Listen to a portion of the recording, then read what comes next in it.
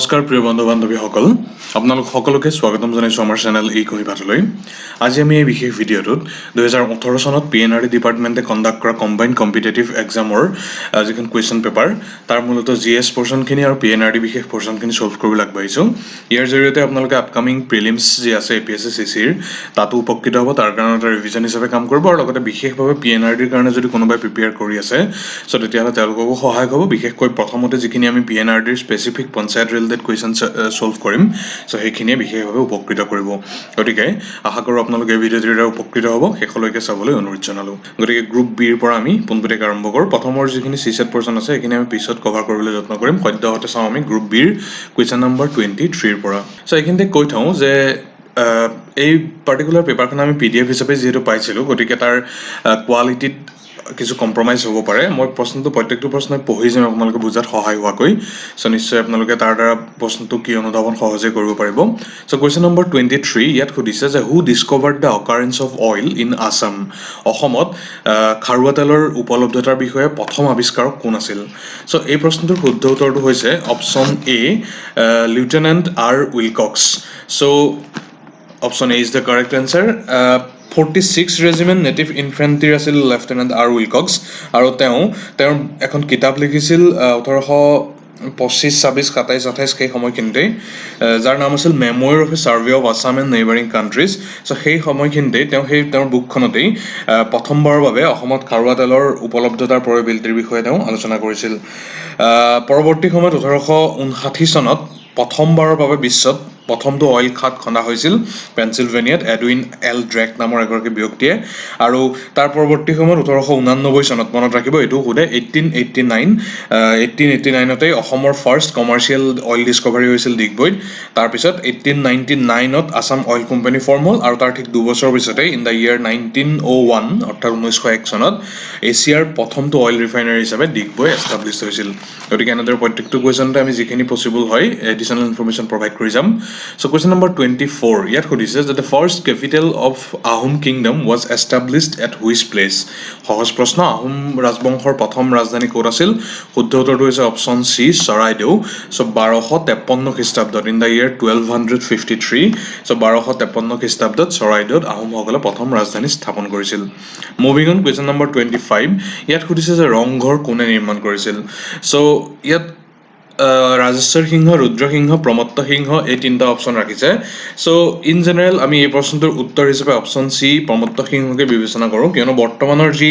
ইটাৰে গঠিত ষ্ট্ৰাকচাৰটো, যিটো 1744 চনৰ পৰা 1750 চনৰ ভিতৰত নিৰ্মাণ কৰা হৈছিল ৰংঘৰৰ কাৰেণ্ট ষ্ট্ৰাকচাৰটো, চ' সেইটোৰ নিৰ্মাতা হিচাপে প্ৰমত্ত সিংহকে অভিহিত কৰা হয়। কিন্তু তাৰ পূৰ্বে ৰুদ্ৰসিংহৰ ৰাজত্বকালতে বেম্বো এণ্ড উড, বাঁহ আৰু কাঠেৰে ৰংঘৰৰ অৰিজিনেল যিটো ষ্ট্ৰাকচাৰ সেইটো নিৰ্মাণ কৰা হৈছিল। চ' পোনপটীয়াভাৱে প্ৰমত্ত সিংহকে অভিহিত কৰা হয়, কিন্তু যদি অৰিজিনেল ষ্ট্ৰাকচাৰৰ কথা সোধে তেতিয়াহ'লে ৰুদ্ৰসিংহৰ নাম আমি উল্লেখ কৰিব লাগিব। আৰু এইখিনিতে উল্লেখ কৰি থোৱা উচিত যে ৰংঘৰটো হৈছে বৰ্তমান এছিয়াৰে oldest surviving amphitheatre. Moving on question number 26 ইয়াত সুধিছে যে অসমৰ কোনখন টাউনক চিটি অফ ইটাৰ্নেল ৰোমান্স বুলি কোৱা হয়? Which town of Assam is known as the city of eternal romance? So' এইটোৰ শুদ্ধ উত্তৰটো হৈছে অপশ্যন B, তেজপুৰ। তেজপুৰৰ লগত জড়িত হৈ থকা মাইথলজিকেল ঊষা অনিৰুদ্ধৰ যি কাহিনী সেয়া সকলোৱে আমি জানো। চ' সেই প্ৰণয়ৰ কাহিনীৰ বেচিছতেই তেজপুৰক প্ৰেমৰ নগৰী বুলি কোৱা হয়। মুভিং অন কুৱেশ্যন নম্বৰ 27 চ' ইয়াত সুধিছে যে আছাম ডে কোন তাৰিখে চেলিব্ৰেট কৰা হয়? আছাম ডে চেলিব্ৰেটেড অন, অপশ্যনখিনি হৈছে 15 ডিচেম্বৰ, 18 নৱেম্বৰ, 17 অক্টোবৰ এণ্ড 16 মাৰ্চ, আৰু ইয়াৰ শুদ্ধ উত্তৰটো আচলতে হৈছে ডিচেম্বৰ 2nd। আমি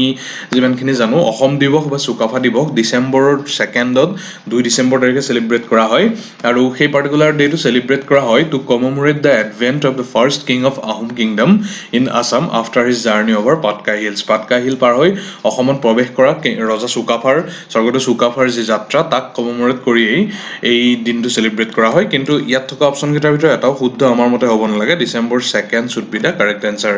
চ' কিবা যদি আমাৰ ভুল হৈ ৰৈ যায় বা আমি কনফিউজ হৈছোঁ তেতিয়াহ'লে আপোনালোকে পইণ্ট আউট কৰিব কমেণ্ট বক্সত। মুভিং অন কুৱেশ্যন নম্বৰ 28 ইয়াত সুধিছে যে ইয়াণ্ডাবু সন্ধি স্বাক্ষৰিত হৈছিল ইষ্ট ইণ্ডিয়া কোম্পানী আৰু কাৰ মাজত? চ' কম্পেৰেটিভলি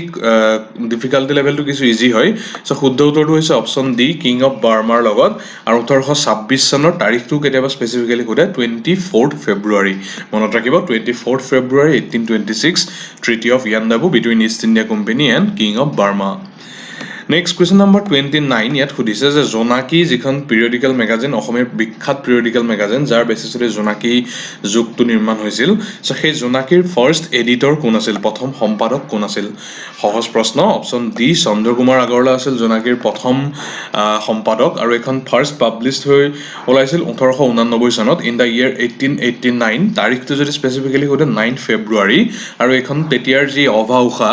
অসমীয়া ভাষা উন্নতি সাধনী সভা সো তাৰ মুখপাত্ৰ হিচাপে তাৰ মাউথপিস হিচাপে পাবলিশ হৈছিল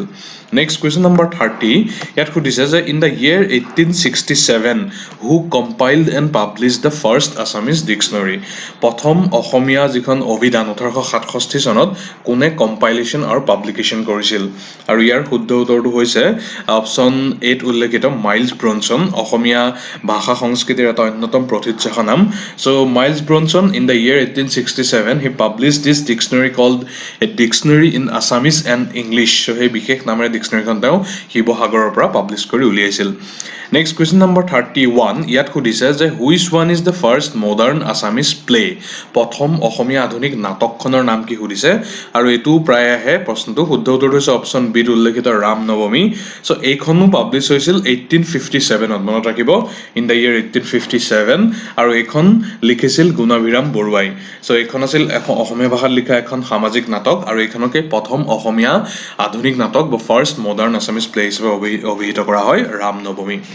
Next 32 I guess so which one of the following is considered as the first Assamese sonnet প্ৰথম অসমীয়া সনেট কবিতাটোৰ ৰচক কোন বা হেতৰ নাম কি সুধিছে শুদ্ধ উত্তৰটো হৈছে অপচন সি উল্লেখিত প্ৰিয়তমাৰ চিঠি সো প্ৰিয়তমাৰ চিঠি কোনে লিখিছিল হেতু আহে কেতিয়াবা হেমচন্দ্ৰ গোস্বামী তেখেত আছিল আৰু জোনাকী ইতিমধ্যে ওপৰত উল্লেখ কৰিছে জোনাকী অসমীয়া ভাষা উন্নতি সাধনী সভাৰ মুখপাত্ৰ সো তাতেই প্ৰথমবাৰৰ বাবে এই প্ৰিয়তমাৰ চিঠি এই সনেটটো পাবলিশ হৈ ওলাইছিল ৰচক হৈছে হেমচন্দ্ৰ গোস্বামী মনত ৰাখিব next which city is famous for rock garden শৈল উদ্যানৰ বাবে বিখ্যাত নগৰখন কোনখন সুধিছে শুদ্ধ উত্তৰটো হৈছে অপচন বি চণ্ডীগড় সো চণ্ডীগড়ত থকা যিখন ৰক গাৰ্ডেন তাক নেক্সন চাইনিজ গাৰ্ডেন বুলি কোৱা হয় কিয়নো এই নেক্সন চাইনি নামৰ ব্যক্তিগৰাকীয়ে 1957 চনত ইয়াক ক্ৰিয়েট কৰিছিল আৰু এখন অফিচিয়েলি ইনগ্ৰেট কৰা হৈছিল ইন দা ইয়াৰ 1976 সো চণ্ডীগড়ৰ ৰক গাৰ্ডেন এখন যথেষ্ট বিখ্যাত নেক্সট কোৱেশ্চন হৈছে জালিয়ানৱালাবাগ যেটো হত্যাকাণ্ড 1919 ৰ হেতু কোত সংঘটিত হৈছিল সুধিছে অপচনখিনি হৈছে অমৃতসৰ নাগপুৰ চণ্ডীগড় কলকাতা আৰু সকলোৱে জানো আমি অমৃতসৰ সো এই ঘটনাটো তাৰিখটো কেতিয়াবা স্পেসিফিক্যালি কোৱা হেতু হৈছে 1919 13th এপ্ৰিল মনত ৰাখিব 13 এপ্ৰিল 1919 চনত এই ঘটনাটো হৈছিল আৰু এই ঘটনাটোৰ মূল যি কালপ্ৰিট আছিল হেগৰাকী হৈছে ব্ৰিগেডিয়াৰ জেনেৰেল ডায়াৰ তেওঁ নিৰ্দেশ মৰ্মে এই জালিয়ানৱালাবাগত গোট খোৱা যিসকল সিভিলিয়ান আছিল তেওঁলোকৰ ওপৰত খুব নিৰ্মমভাৱে গুলীচালনা কৰা হৈছিল আৰু পৰৱৰ্তী সময়ত ইয়াৰ প্ৰতিবাদ স্বৰূপে কবিগুৰু ৰবীন্দ্ৰনাথ টেগোৰে তেওঁক প্ৰদান কৰা যে নাইটহুড আছিল যে নাইট সন্মান আছিল তাক ঘূৰাই দিছিল আৰু এই বিশেষ যে হত্যাকাণ্ডটোৰ এনকুৱাইৰিৰ বাবে এখন কমিশন এস্টাবলিশ কৰা হৈছিল যাৰ নাম হৈছিল হান্টাৰ কমিশন লৰ্ড হান্টাৰক চেয়াৰম্যান হিচাপে লৈ সো বিশেষ ফলপ্ৰসূ কোনো সমাধান তেওঁলোকে আৰোপ কৰিব পৰা যদিও নাছিল কিন্তু হান্টাৰ কমিশনৰ বিষয়ে কেতিয়াবা সোধে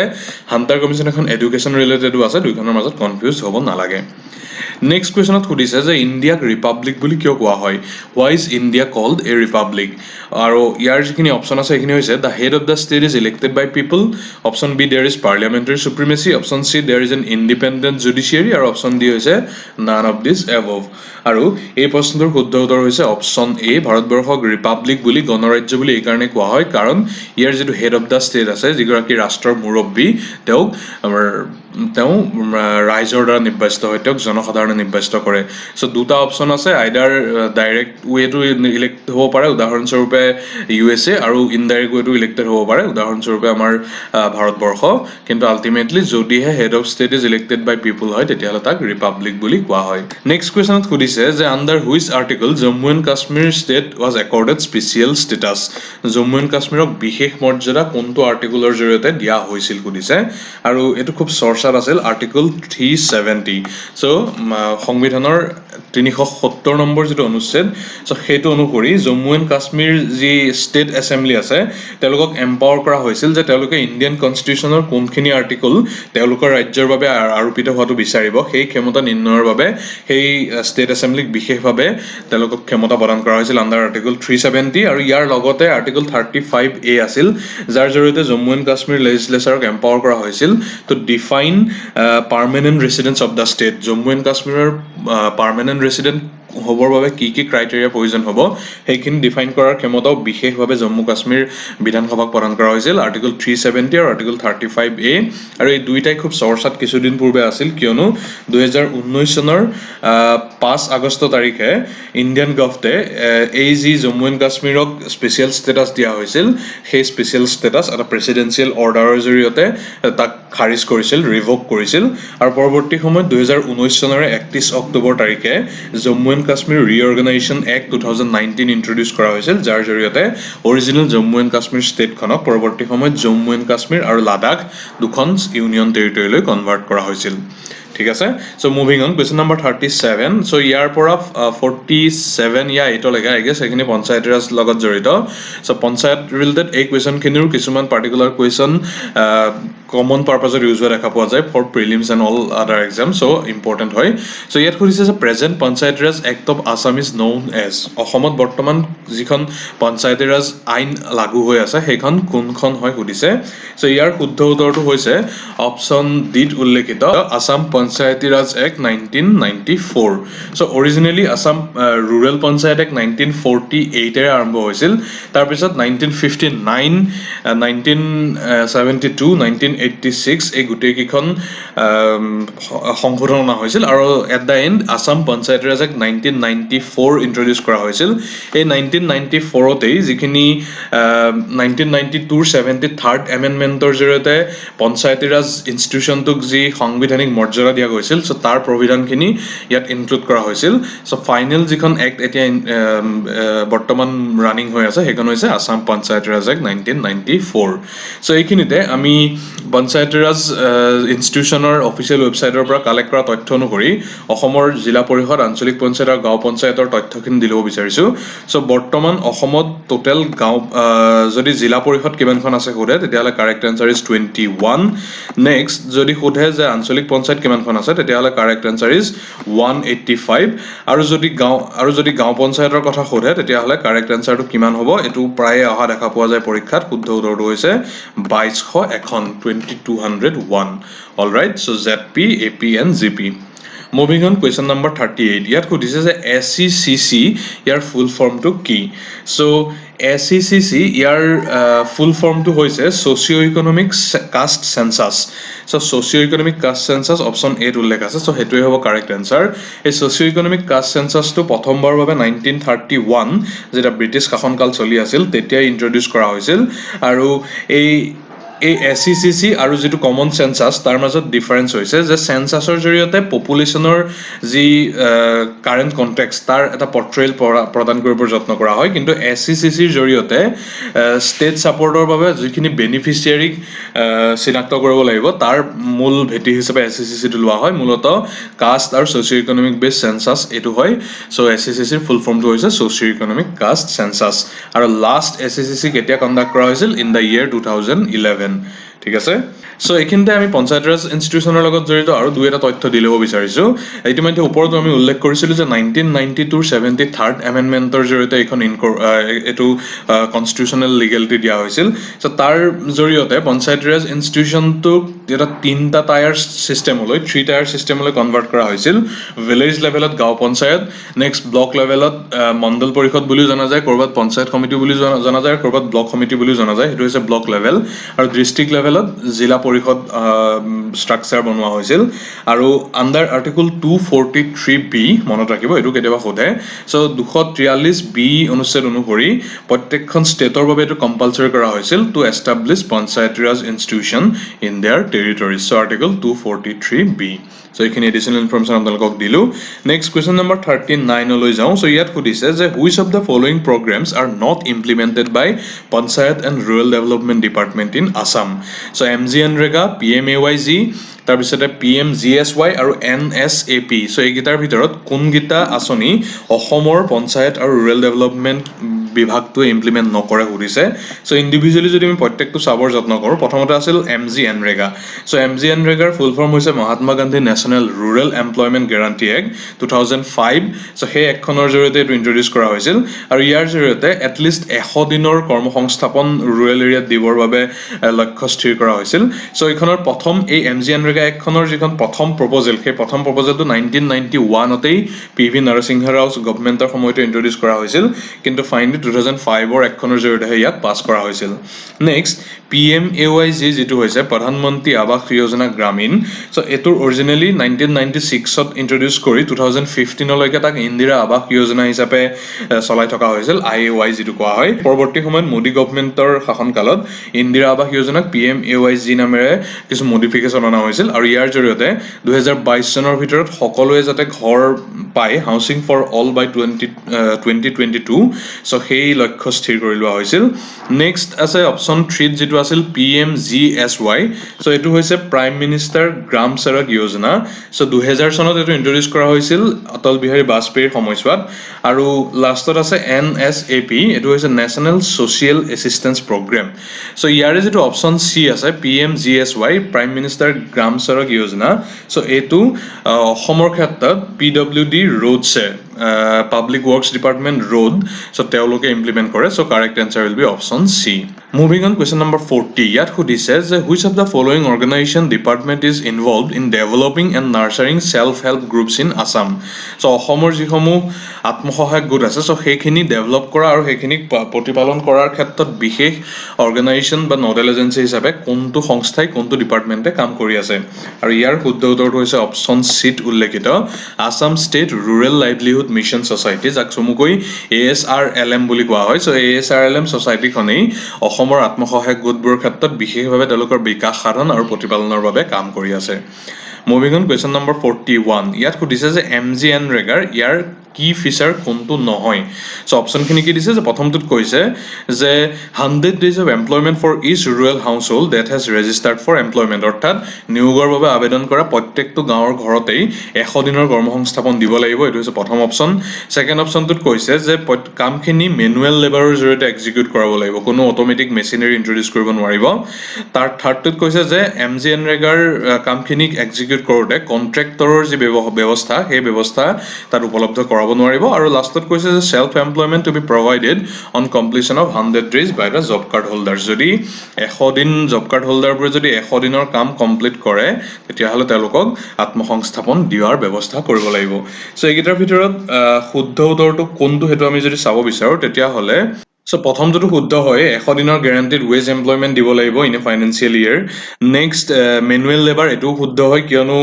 লেবাৰ ডিসপ্লেসিং যে মেচিনাৰী সেইখিনি ব্যৱহাৰ কৰিব নোৱাৰিব থাৰ্ডটো হৈছে কন্ট্ৰাক্টৰৰ কোনো ব্যৱস্থা নাই এটো শুদ্ধ সো অপচন ডি টোৱে বাকি থাকিল সো আমি অপচন ডি ৰ হৈতে যাম এটো ক্ষেত্ৰত এটা বিশেষ ব্যৱস্থা আছে যে যদি 15 দিনৰ ভিতৰত কাম প্ৰদান কৰিব পৰা নহয় তেতিয়াহলে আনএমপ্লয়মেন্ট এলাউৱেন্স প্ৰভাইড কৰিব লাগিব আৰু এমপ্লয়মেন্ট ঘৰৰ হে পাৰ্টিকুলাৰ হাউস হোল্ডৰ 5 কিলোমিটাৰ ৰেডিয়াছৰ ভিতৰত দিব লাগিব সো সেইখিনিয়ে শুদ্ধ 100 দিন সম্পূৰ্ণ হোৱাৰ পিছত সেলফ এমপ্লয়মেন্ট দিয়াৰ প্ৰবিধান হয়তো নাই সো আমাৰ বিবেচনাত option D should be the correct answer that is not a feature of MGNREGA moving on question number 42 ইয়াত সুধিছে যে PMAY গ্ৰামীণ হেতুৰ জৰিয়তে যিসমূহ ঘৰ নিৰ্মাণ কৰা হ'ব সো সেই ঘৰৰ মিনিমাম সাইজ কিমান হ'ব সো PMAYG ইয়াৰ জৰিয়তে যিসমূহ ঘৰ নিৰ্মাণ কৰা হ'ব তাৰ 25 স্কয়াৰ মিটাৰ হ'ব লাগিব মিনিমাম সাইজ পূৰ্বতে এটো সাইজ আছিল 20 স্কয়াৰ মিটাৰ 20 বৰ্গ মিটাৰ কিন্তু বৰ্তমান তাৰ যেটো সাইজ হেতু কিছু ইনক্ৰিজ কৰি 25 স্কয়াৰ মিটাৰলৈ কনভাৰ্ট কৰা হৈছে আৰু এই PMAYG ৰ কষ্ট ৰেশিওৰ বিষয়ে যদি আমি ক'ব যাওঁ কোনে কিমান টকা খৰচ কৰিব তেতিয়াহলে তিনটা বিশেষ বিষয় আছে প্ৰথমটো হৈছে যদি প্লেইন এৰিয়া হয় যদি প্লেইন এৰিয়া হয় তেতিয়াহলে তাৰ 60:40 হেতু ৰেশিও হ'ব 60% 60% সেন্টাৰে বিয়াৰ কৰিব 40% ষ্টেটে বিয়াৰ কৰিব লাগিব নেক্সট যদি হিমাচল নৰ্থ ইষ্ট আৰু এই হিলি টেৰেইন সমূহ আৰু লগতে union territory of Jammu and Kashmir so তাৰ ক্ষেত্ৰত 90:10 ৰেশিও থাকিব সো 90:10 ৰেশিওত কি হ'ব 90% সেন্ট্ৰেলে বিয়াৰ কৰিব আৰু 10% ষ্টেটে বিয়াৰ কৰিব লাগিব আৰু লাডাখকে ধৰি বাকি যিসমূহ ইউনিয়ন টেৰিটৰি আছে তেওঁলোকৰ ক্ষেত্ৰত 100:0 অৰ্থাৎ সম্পূৰ্ণ চেণ্টাৰে সেই কষ্ট বিয়াৰ কৰিব আৰু কিমান খৰচ পৰিব প্ৰত্যেকটো হাউচ হোল্ড নিৰ্মাণৰ ক্ষেত্ৰত সেইটো যদি চোৱা যায় তেতিয়াহ'লে প্লেইন এৰিয়াসমূহৰ ক্ষেত্ৰত 1.20 লাখ অৰ্থাৎ 1,20,000 টকা খৰচ হ'ব আৰু আমাৰ নৰ্থ ইষ্টকে ইনক্লুড কৰি হিমাচল প্ৰদেশ আৰু লগতে জম্মু কাশ্মীৰ ইউনিয়ন টেৰিটৰী চ' তাৰ ক্ষেত্ৰত 1.30 লাখ প্ৰত্যেক ঘৰক দিয়া হ'ব অৰ্থাৎ 1,30,000 টকা সেই ঘৰটো নিৰ্মাণ কৰোঁতে খৰচ কৰিব পাৰিব moving on question number 43 so' ইয়াত সুধিছে যে which one of the following is not required to make a self help group eligible for financial assistance এটা আত্মসহায়ক গোটে আৰ্থিক সাহায্য লাভ কৰিবৰ কাৰণে এইকেইটাৰ ভিতৰত কোনকেইটা প্ৰয়োজন নহয় অপশ্যনখিনি হৈছে regular meeting regular saving good record keeping আৰু ৰেগুলাৰ কালচাৰেল ইভেণ্টছ চ' ইয়াৰ ভিতৰত শুদ্ধ উত্তৰটো হৈছে ৰেগুলাৰ কালচাৰেল ইভেণ্টছ এইটো প্ৰয়োজন নহয় এটা চেল্ফ হেল্প গ্ৰুপক আৰ্থিক সাহায্য লাভৰ কাৰণে কিখিনি প্ৰয়োজন হয় অপশ্যন এত উল্লেখিত ৰেগুলাৰ মিটিং এইটোতো লাগিবই নেক্সট ৰেগুলাৰ ছেভিং সেইটোও আছে নেক্সট ৰেকৰ্ড কিপিং ভাল হ'ব লাগিব সেইটোও আছে আৰু তাৰ উপৰি আন দুটা অপশ্যন আছে সেইকেইটা হৈছে ইণ্টাৰনেল লেণ্ডিং গ্ৰুপটোৰ সদস্যসকলৰ নিজৰ মাজতেই তেওঁলোকে ধাৰ দিয়াৰ এক ছিষ্টেম থাকিব লাগিব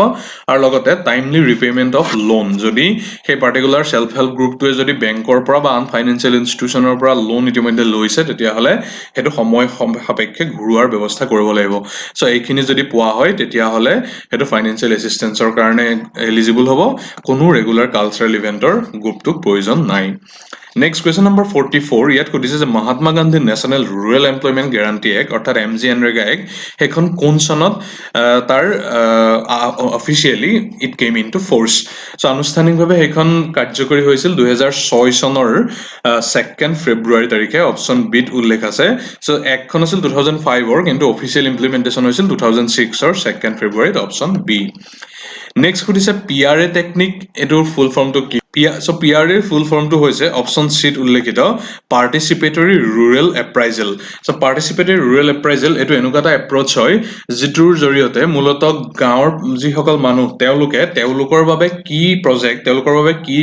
উন্নয়নমূলক আঁচনি উপযুক্ত হ'ব চ' সেই প্লেনিং এণ্ড মেনেজমেণ্ট পাৰ্টটোত তেওঁলোককো অন্তৰ্ভুক্ত কৰাৰ লক্ষ্য এই PRA টেকনিকটোৰ জৰিয়তে লোৱা হয় অৰ্থাৎ এখন গাঁৱৰ বাবে কি আঁচনি উপযুক্ত হ'ব সেই সিদ্ধান্ত নিৰ্ণয়ৰ ক্ষেত্ৰত গাঁৱৰ মানুহখিনিয়ে পাৰ্টিচিপেট কৰিব লাগিব চ' এইটোকে পাৰ্টিচিপেটৰী ৰুৰেল এপ্ৰাইজেল টেকনিক বুলি কোৱা হয় চ' এই PRAৰ মূল যিটো লক্ষ্য সেইটোৱে হৈছে যে for the rural community by the rural community with the rural community so' এইটোৱে হৈছে PRAৰ মূল লক্ষ্য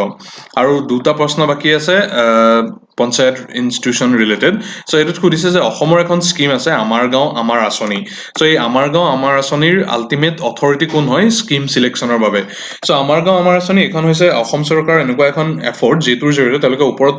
আলোচিত যি PRA টেকনিক তাক ইনষ্টিটিউচনেলাইজ কৰিব বিচাৰিছে চ' ইয়াৰ জৰিয়তে এখন গাঁৱৰ বাবে কোনকেইখন আঁচনি উপযুক্ত হ'ব সেই সিদ্ধান্ত সেই গাঁৱৰ মানুহখিনিৰ মাজৰ পৰাই অহাটো বিচৰা হৈছে আৰু আল্টিমেটলি এই আমাৰ গাঁও আমাৰ আঁচনিৰ অধীনত কি স্কিম ইমপ্লিমেণ্ট হ'ব তাৰ আল্টিমেট ডিচাইডিং অথৰিটি হিচাপে